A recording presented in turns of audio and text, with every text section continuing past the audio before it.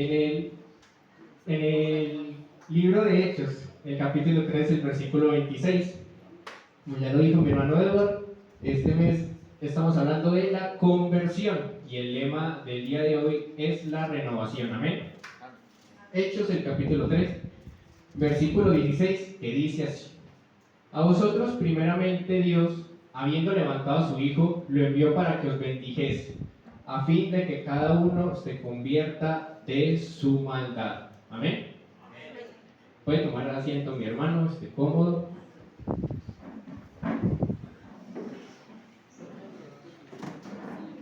El título de la prédica de hoy, el Señor decidió ponerle un encuentro con Jesús. Amén. Primero me gustaría empezar definiendo qué significa la palabra renovación. En la Biblia, la renovación significa un cambio profundo y transformador en la vida de una persona a través de la obra de Dios. Implica dejar atrás la vieja naturaleza pecaminosa. Resulta que observando un poco la definición del término renovación, me encontré dos puntos muy importantes. El primero, siendo que la renovación busca un cambio radical, es decir, la renovación bíblicamente no busca a los más correctos, al que se vea más elegante o al más estudiado, sino la renovación de la que habla la Biblia es para los pecadores. Amén. Eso lo vemos en el libro de Lucas, el capítulo 5, del 30 al 32, que dice así: y los escribas y los fariseos murmuraban contra los discípulos diciendo: ¿por qué coméis y bebéis con publicanos y pecadores? Respondiendo Jesús les dijo: los que están sanos no tienen necesidad de médico, sino los enfermos. Versículo 32: no he venido a llamar justos, sino pecadores al arrepentimiento. Amén. Y como segundo punto, la renovación de un alma bíblicamente no sea por medio del pastor, no sea por medio de los instrumentos, no sea por medio de los instrumentistas, no sea por medio de los diáconos, sino que la Biblia, desde el Antiguo Testamento hasta el Nuevo Testamento, nos deja claro que la renovación de un alma será solo y exclusivamente por medio del Señor Jesucristo. Amén. Y en la Biblia encontramos infinidades de ejemplos de personas que han sido renovadas por Dios, pero en este caso me gustaría enfocarme en el Nuevo Testamento. Yo sé que en el Antiguo Testamento encontramos personas como Jacob, Isaías, personas que Dios cambió y los usó de gran manera, pero me gustaría enfatizar en el Nuevo Testamento, ya que estamos hablando de un encuentro con Jesús. Amén. Como primera persona que encontramos a Zaqueo. Nos dice la Biblia que Zaqueo, allí en Lucas, el capítulo 19, nos dice que Zaqueo era jefe de los publicanos. Y me gustaría empezar definiendo qué es un publicano, por si hay alguien que no lo sabe. Los publicanos, en el tiempo cuando se escribió el Nuevo Testamento, eran los que cobraban los impuestos a las personas. Resulta que ellos normalmente eran aborrecidos porque se les conocía como estafadores y mentirosos. Y yo me pregunto, si la Biblia dice que normalmente se aborrecía a los publicanos, ¿cuánto más a su jefe? Y ese era Zaqueo. Resulta que encontré 3 puntos de Zaqueo. Número 1, era aborrecido por sus acciones, como ya lo expliqué recién. Y les voy a contar un poco la historia de Zaqueo. En la Biblia resulta que Jesús iba pasando por Jericó y Zaqueo escuchó hablar de Jesús. Él quería saber quién es, él anhelaba saber quién era Jesús. Y no podía ver porque por la multitud que había en ese momento. Dice la Biblia que Zaqueo era de baja estatura, por lo cual la solución que él encontró fue subirse a un árbol sicomoro, como lo dice ahí la Biblia. Y Jesús lo llama y le dice que es necesario que él mismo pose en su casa. En el versículo 7 de este capítulo Dice, al ver esto, todos murmuraban. El segundo punto en la vida de Zaqueo era que la multitud lo conocía, y no necesariamente por sus buenas obras. Lo identificaban por cosas malas, tal vez como mentiroso y extorsionador. Y sigue diciendo el versículo, diciendo que había entrado a posar con un hombre pecador. Es decir, la multitud describía a Zaqueo como un pecador. Y a pesar de todo esto, Jesús se fijó en él. Y a partir del versículo 18, el versículo 8 de este mismo capítulo, vemos el cambio de Zaqueo. Entonces Zaqueo, puesto en pie, dijo al Señor, he aquí, Señor, la mitad de mis bienes doy a los pobres, y si en algo he defraudado a uno, se lo devuelvo cuadruplicado. Es decir, que no le importaron ya sus riquezas, no le importó el poder que tenía, no le importó nada de eso, sino que tuvo su renovación en Cristo Jesús. Y me gusta mucho cómo termina la historia de Zaqueo. Vamos a leer el versículo 9 al 10, que dice Jesús, hoy ha venido la salvación a esta casa, por cuanto él también es hijo de Abraham. Versículo 10, porque el Hijo del Hombre, o sea Jesús, vino a buscar y a salvar lo que se había perdido. Amén, amén.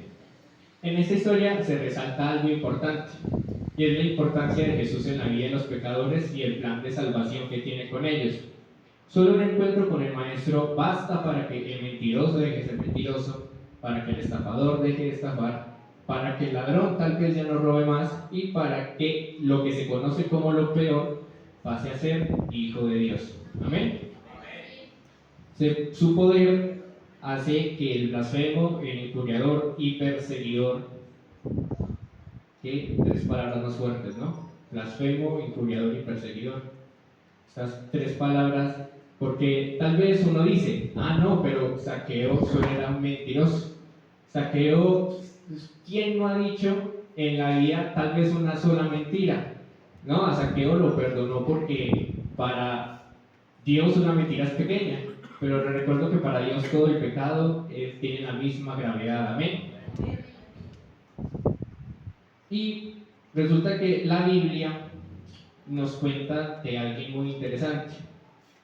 La Biblia lo describe como perseguidor de la iglesia, blasfemo, injuriador, castigador de cristianos, encarcelador. Una persona que cuando en su época querían matar a un creyente, él era de los primeros que estaba de acuerdo con esa decisión. Y de la persona que les hablo en este caso es de Saulo de Tarso. Toda la anterior descripción que recién les hice pertenece a Saulo de Tarso. Él era perseguidor de la iglesia de Cristo, un hombre que era súper reconocido por sus persecuciones y las cosas terribles que hacía, en contra de toda lógica, así misteriosamente, porque Dios tiene planes perfectos. Amén. Dios dice Dios en 1 Corintios el capítulo 1 versículo 28, y lo vil del mundo y lo menospreciado escogió Dios. Y vemos que Saulo, a pesar de todo esto que hacía, a pesar de que prácticamente era un tipo de asesino de cristianos, vemos que también tuvo su propio encuentro con Jesús. Hechos, el capítulo 9, del versículo 1 al 5 lo relata. Dice así. El versículo 1, mi hermana, por favor. Saulo, respirando aún amenazas y muerte contra los discípulos del Señor, vino al sumo sacerdote, versículo 2, y le pidió cartas para sinagogas de Damasco, a fin de que, si hallase algunos hombres o mujeres de este camino, los trajese presos a Jerusalén.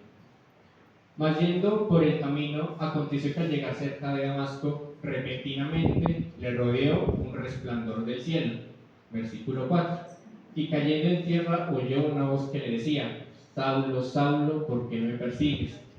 Y en el versículo 5 dice, ¿quién eres, Señor? Y le dijo, yo soy Jesús, a quien tú persigues. Es decir que, a pesar de todo, Dios se le puso en su camino y vemos que Jesús escoge normalmente a personas completamente inesperadas. Más adelante en este mismo versículo, en este mismo capítulo, Jesús habla con Ananías para que vaya a buscar a Saulo. Esto lo encontramos en Hechos, el capítulo 9, del 13 al 14. Le dice así: entonces Ananías respondió: Señor, he oído de muchos acerca de este hombre, cuántos males ha hecho a tus santos en Jerusalén, y aún aquí tiene autoridad de los principales sacerdotes para prender a todos los que invocan tu nombre. Y ahora leamos el versículo 15, a ver qué dice Jesús a Ananías. Ven, porque instrumento escogido me es este para llevar mi nombre en presencia de los gentiles y de reyes y de los hijos de Israel. Prácticamente aquí Jesús le dijo a Ananías: a mí no me importa el pasado de Saulo, a mí no me importa el pasado de Zaqueo. Yo escogí a mis hijos y estos harán mi voluntad. Y en primera de Timoteo, el versículo 12, el versículo 17, vemos, primera de Timoteo, en primera de Timoteo, capítulo 1, del 12 al 17, vemos testimonio de la conversión de Saulo. Doy gracias al que me fortaleció, a Cristo Jesús nuestro Señor, porque me tuvo por fiel, poniéndome en el ministerio. Versículo 13. Habiendo yo sido antes blasfemo, perseguidor e injuriador, mas fui recibido misericordia porque lo hice por ignorancia e incredulidad. Pero la gracia de nuestro Señor fue más abundante con la fe y el amor que es en Cristo Jesús. Amén. ¿Cuántos los creen así? Amén. Versículo 15. Palabra fiel y digna de ser recibida por todos, que Cristo Jesús vino al mundo para salvar a los pecadores, de los cuales yo soy el primero. Versículo 16. Pero por esto fui recibida misericordia, para que Jesucristo mostrase en mí el primero toda su clemencia, para ejemplo de los que habrían de creer en él para vida eterna. Por tanto, al Rey de los siglos, inmortal, invisible, al único y sabio Dios, sea honor y gloria por los siglos de los siglos. Y me gustaría preguntarte algo a ti. Tal vez necesitas tú un encuentro con Jesús. Tal vez no hemos hecho las cosas de la mejor manera últimamente. Simplemente confía en que Dios está contigo, de que en este momento el Señor Jesús te puede encontrar y te puede cambiar, puede renovar tu vida. Los voy a invitar a que se pongan de pie, mis hermanos. Sé que la palabra fue tal vez un poco corta, pero fue la palabra que Dios trajo para su pueblo en esta noche. Amén. Gloria a Dios. Vamos a orar, mis hermanos.